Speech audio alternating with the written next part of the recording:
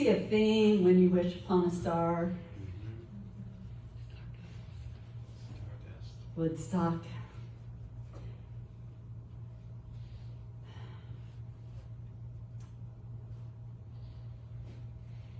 Synchronicities. Coincidences.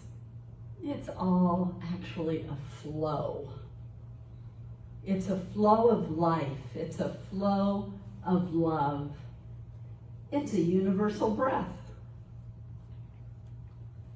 So, was it just this week? I seem to lose track of time so quickly, but was it just this week, or it was last week, I think, when the James Webb telescope images came out? Was it last week? I know I shared a little bit of it in this Tuesday's metaphysical study group.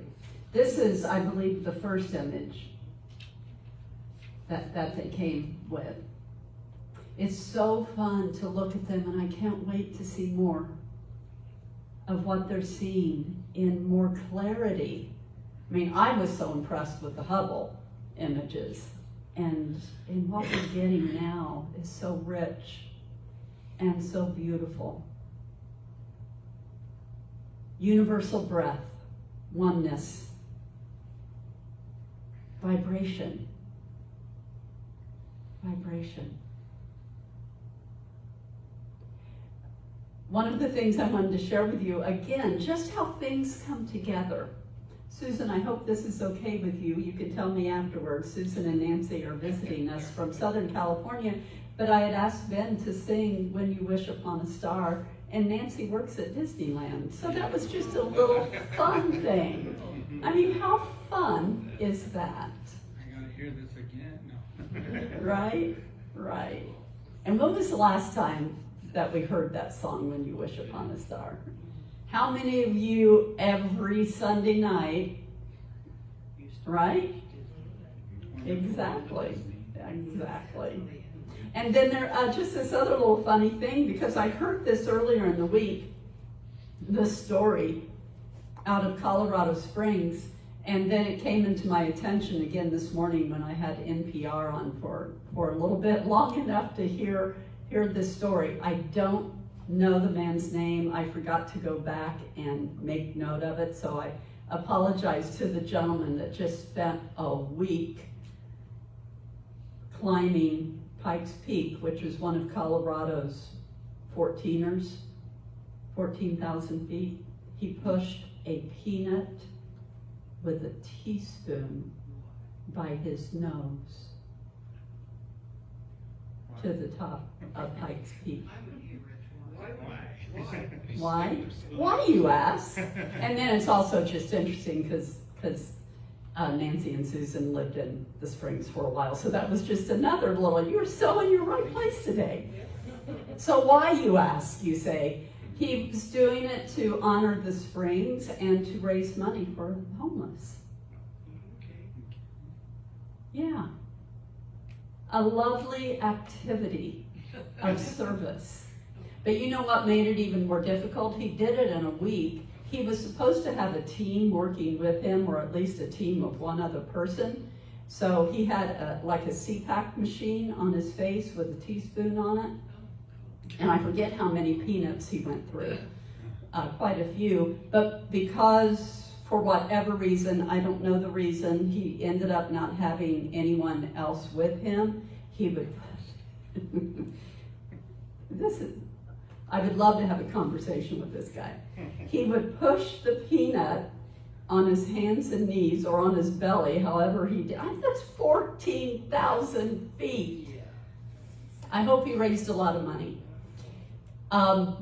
So he pushed the peanut up the mountain, and then he'd get to a certain point, and because he no longer had people with him, he had to go back down the mountain and get his backpack and supplies and go back to where he left the peanut and go from there. This guy was dedicated, right? Maybe he wanted the challenge, but he wanted to raise money. And he wanted to bring attention to a city that he loves and the beauty of the Springs. So I thought that was very fun. Just what I want to share with you is the opportunity not to push a peanut with a teaspoon up a 14,000 foot mountain. If you want to do that, cool. I'll give you a couple bucks for it. But he was doing it for a purpose. He was doing it because his heart called him to do this, to help the homeless, to raise money. And I want to bring to our attention in this life, in this world of vibration, in this world of breath, that we pay attention to all of the goodness, that we bring our attention to the activity of love that is active on our planet and beyond. We don't know what, we don't know. So I'm not going to go there. But on our planet alone, we can get so focused on paying too much attention to the news and the stuff that doesn't bring us joy. We can get so focused on that we forget to look. We forget to pay attention.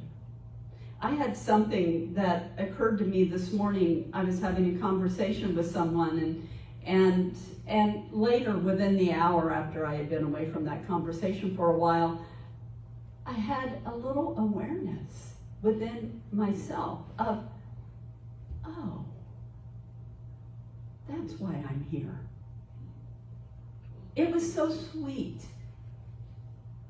It wasn't monumental, but it was that awareness of gratitude and joy of, oh, my life does matter. Not that I didn't think it did, but sometimes we have things that happen that just really bring it to our attention. We don't know from moment to moment what benefit we are bringing the world. We go through most of our life not having a clue that who we are matters in the world. And yet it does, because you're here. And if you're here, then there's a reason. We are a universal breath. A universal breath. I'll share with you just a couple of other little stories because I might forget them later in the next few minutes, and I just adore them. There was a story that I came across of a school teacher, an elementary school teacher. She was in Walmart, and as you know, school teachers buy a lot of school supplies for their classes on their own. There's just not the compensation from school districts for teachers to have enough of what they want. I suppose they don't have to do it, but if they want things that they want for their classrooms, they do it on their own. And so she was in Walmart doing that, stocking up for the upcoming school year, and she had a cart full of glue and scissors and crayons and so on and so forth.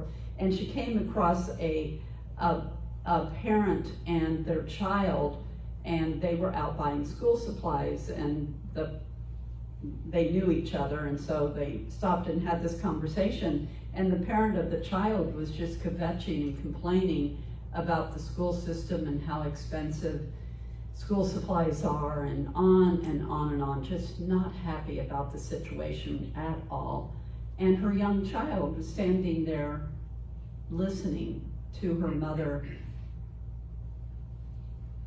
inadvertently, not consciously. I bet anything in the world the mother was not consciously doing this, but inadvertently she was sending a message to her child that her education was not valued because it cost too much money and it was a bother. And the school teacher didn't say anything. She says she was obviously a bit oblivious to what my shopping cart looked like, that that I had a cart full of school supplies myself that I was buying. She went on to the register to check out, whereupon another parent with a young child saw what she was doing, and this parent said, "Whoa, you are obviously a school teacher, getting ready for school. Thank you so much for all that you do," and handed her a Walmart gift card to help offset the cost of what she was doing. Two different scenarios, two different examples of someone being aware of gratitude and another person being stuck in fear, right? It's either love or fear. And again, I would say that the first parent was not consciously fully aware. She was aware that she wasn't happy, but not aware that she wasn't necessarily breathing the breath of love into the vibrational field. We get to pay attention when we choose on how we're breathing and what we're doing. And then the last little story that I just thought was just so sweet. A man recently on a flight, first class passenger, noticed this frail, she's 94-year-old woman boarding the plane, and in her frailty, having a difficult time getting through the, back into economy to her seat. And the person who was reporting on this was one of the flight attendants who just shared that she loves to just pay attention to the good that she sees on flights. So, so much is reported about people that are not so nice on flights, and she likes to bring attention to all the goodness that she sees. So this elderly woman was boarding the plane, and this gentleman in first class got up and went back to where the woman was seated, and he spoke to the flight attendant, and he asked to trade seats with her so that she had an opportunity to fly first class and at the front of the plane, and he took her seat back in coach. There's so much good. We are such awesome people. We are such awesome people. You are such an awesome person. We are the breath of God. We are stardust. We are golden. And every time that we remember that, we find our way back into the garden. We're never lost from the garden. We just forget about it. This is written by Sandra Thurman Caporal. Hope I'm pronouncing that right, but she is from the Memorial Church of Christ in Houston. There was a moment, I think I want to advance a slide here.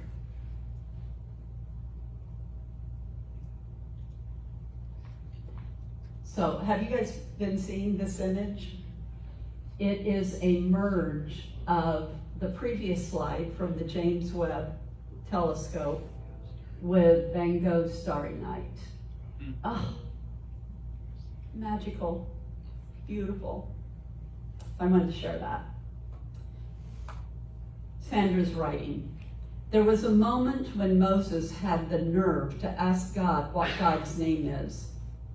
God was gracious enough to answer, and the name given is recorded in the original Hebrew as Yahweh, YHWH. Over time, we've arbitrarily added an A and an E in there to get Yahweh, presumably because we have a preference for vowels. But scholars and rabbis have noted that the letters YHWH represent breathing sounds. Now I know that many of you have heard this before. Yahweh represent breathing sounds or aspirated consonants.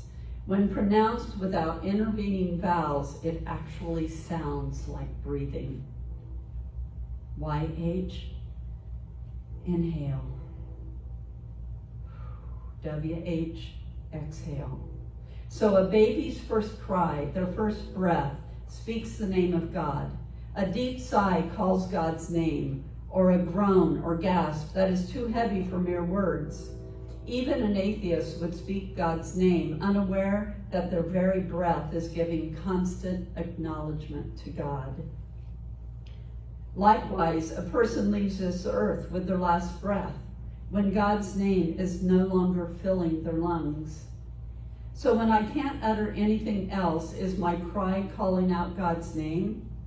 Being alive means I speak God's name constantly.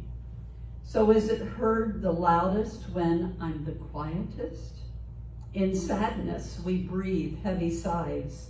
In joy, our lungs feel almost like they will burst. In fear, we hold our breath and have to be told to breathe slowly to help us calm down. When we're about to do something hard, we take a deep breath to find our courage. When I think about it, breathing is gratitude, even in the hardest moments. This is so beautiful and fills me with emotion every time I grasp the thought, God chose to give itself a name that we can't help but speak every moment we're alive. All of us, always, everywhere, waking, sleeping, breathing with the name of God on our lips. Every breath is a universal breath.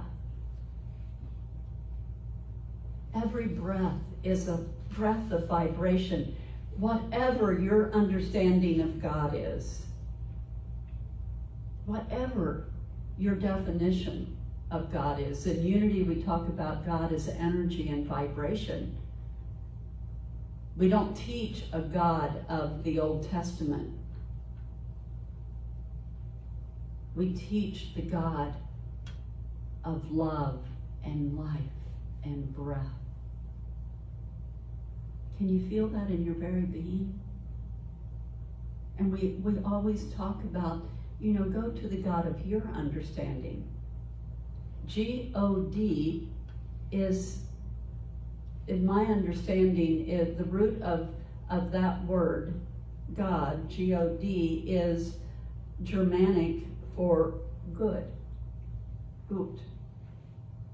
God. Gut. I love that. It's not a name. It's 3 letters put together.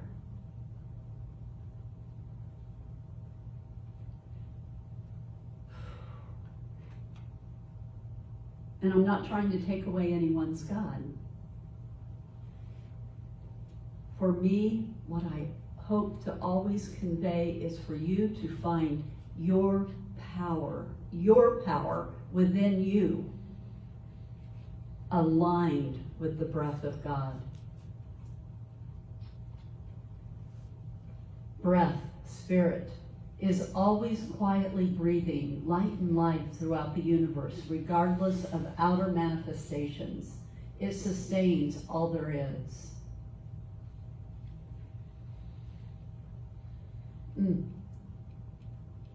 James Dillett Freeman, spirit is the animating, vitalizing spark that is God in us. This is what Unity calls the Christ self in us, the perfect and eternal being made in the image and likeness of God. Spirit, breath, universal life. Flow, spirit, spiritus, breath. And Charles Fillmore, it requires lung capacity to breathe deeply of the ocean air. So it requires spiritual capacity to realize how accessible and ready omnipresent spirit is to fill us full of itself. The lack is in us. God is more willing to give than we are to receive. We just simply have to remember to open our hearts and say, oh yeah, I forgot about that. Thank you very much. Here I am. Okay, I'm back again. My life has meaning. My life has purpose. My life has breath. And my breath is the breath of the universe. I'm not going to reread our daily word, but I just love this again. The truth of God is the one presence and power in the universe. And in closing, Annie Kagan. I have used this before, but I wanted to use it again. I really do love the sentiment of this. The same intelligence that grows trees from seeds, that lets birds fly, that waves the oceans and gives birth to new stars, that same intelligence also breathes your breath, beats your heart, and heals your wounds. Remember who you are. You are the universal breath. And everyone around you is also that universal breath, and we get to choose the quality of breath and the quality of air that we are breathing and the quality of the breath that we are sharing back into the world. Pay attention to all the goodness and the life and the love. Pay attention to that beautiful life force that is everything. And so it is.